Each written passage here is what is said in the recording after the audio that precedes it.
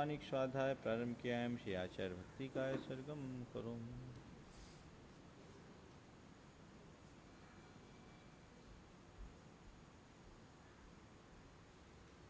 क्रम समझ गए। पहला जिसमें एकदम 100% मिथ्या दृष्टि, दूसरा जहाँ मिथ्यात्व तो नहीं है लेकिन सम्यक्त भी नहीं है, तीसरा जहाँ दोनों हैं, और चौथा जहाँ केवल सम्यक्त।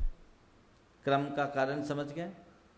1 2 3 4, इन चारों का संबंध हमारी दृष्टि से है। किससे है? ठीक है। अब 5 से लेकर ऊपर के जितने गुणस्थान हैं उनका संबंध हमारे चारित्रात्मक विकास से है। किससे है? तो चौथे में जो सम्यक दृष्टि शब्द आता, असंयत सम्यक दृष्टि, 2 शब्द है। असंयत यहीं छूट जाएगा, अब आगे कोई असंयत नहीं मिलेगा। असंयम की आखिरी सीमा कहाँ है? चौथे में। और सम्यक दृष्टि शब्द को अब अपने साथ ले जाना, लास्ट तक चलेगा। ऊपर जितने गुणस्थान आएंगे वो क्या होंगे? सम्यक दृष्टि। समझ में आ गया? पंचम गुणस्थान, चतुर्थ का तो मैं बता दिया आपको। पंचम गुणस्थान जिसे देश वृत्ति या संयता संयत या वीरता वीरत भी कहा जाता है।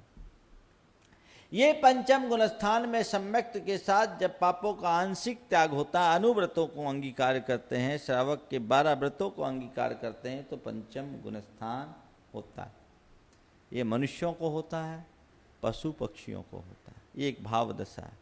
भीतर से कर्मों का ऐसा क्षोभम प्रकट होता है जिसके बल पर यह गुणस्थान हो जाता है, और इसमें पूरे श्रावक के 12 व्रत का आचार आ जाता है। और इस देश संयत की भूमिका आते ही प्रति समय असंख्यात गुण श्रेणी रूप कर्मों की निर्जरा प्रारंभ हो जाती है। चतुर्थ गुणस्थान तक गुण श्रेणी निर्जरा नहीं, उससे ऊपर केवल एक अंतर मुहूर्त में जब सम्यक्त उत्पन्न होता है तब गुण श्रेणी निर्जरा होती है। लेकिन जैसे ही कोई देशव्रती बन जाता है, प्रति पल असंख्यात गुण श्रेणी रूप निर्जरा प्रारंभ हो जाती है। समझ गए? जितने भी कपड़े वाले हैं वो पंचम गुण स्थान से आगे नहीं जा सकते। क्या? चाहे आरिका हो, चाहे क्षुल्लक हो, चाहे एलक हो, चाहे कोई हो, कौन सा गुण स्थान होगा उनका? इसके बाद गृहस्थों की सीमा, कपड़े की सीमा कहां तक है? पंचम तक। छठे गुणस्थान का नाम है प्रमत्त संयत। संयम तो है, महाव्रत है, लेकिन प्रमाद का अभी प्रभाव है। और 7वें का नाम है अप्रमत्त संयत, जिसने प्रमाद पर विजय प्राप्त कर ली। समझ गए? कोई भी साधक जब आत्मदृष्टि के साथ संयम को अंगीकार करता है तो सबसे पहले अप्रमत्त बनता है। क्या बनता है? अप्रमत्त। पहले अप्रमत्तता आती है, एकदम अवेयरनेस हो जाता है। अप्रमत्तता का मतलब एकदम केयरफुलनेस। समझ गए?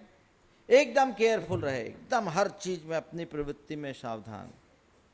लेकिन थोड़ी देर बाद फिर पुराने प्रमाद के संस्कार उभरते हैं और नीचे ले आते हैं, तब बनते हैं प्रमत्त संयत।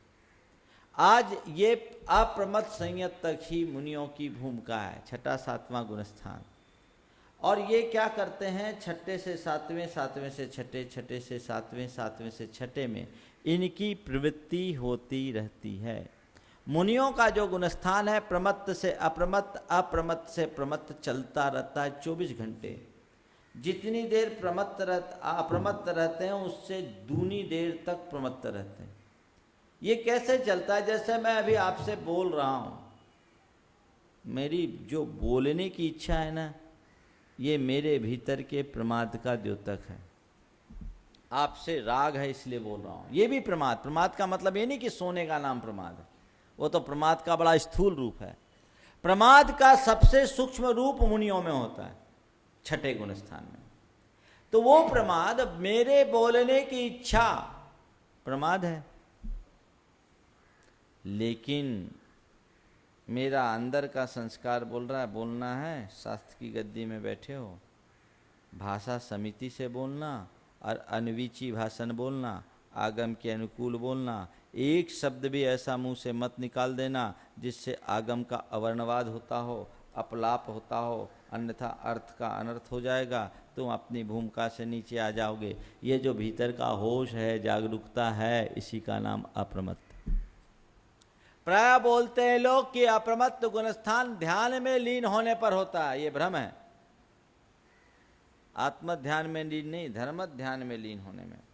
प्रवृत्ति में सावधानी रखने का नाम अप्रमाद है। और 13वीं या 14वीं गाथा की टीका में जैसे आचार्य ने यहाँ लिखा ना कि शुभोपयोग प्रमत्त अप्रमत्त गुणस्थान में भी होता है, पढ़ा था आप लोगों ने, पीछे देख लेना। तो ये प्रवृत्ति में सावधानी, अप्रमत्त, अप्रमत्त से प्रमत्त, प्रमत्त से अप्रमत्त, मेरी फिर बोलने की इच्छा हुई, प्रमाद, सावधानी रखा, अप्रमाद। समझ गए? अगर ये मानो कि जितनी देर बोल रहा हूं उतनी देर में प्रमाद हूं, तो 1 घंटा तक प्रमाद में हो गया तो फिर हो गया बंटाधार, फिर तो 48 मिनट से ज़्यादा किसी को प्रवचन ही नहीं देना। गौतम गणधर, जितने भी तीर्थंकरों के गणधर होते, 6 घड़ी तक भगवान की वाणी बोलते रहते हैं। तो 6 घड़ी में आत्मा में आते क्या? नहीं महाराज, बोलते बोलते आत्मा में आ जाते, गलत बात। बोलते बोलते अपने होश में रहते, यही अप्रमाद है।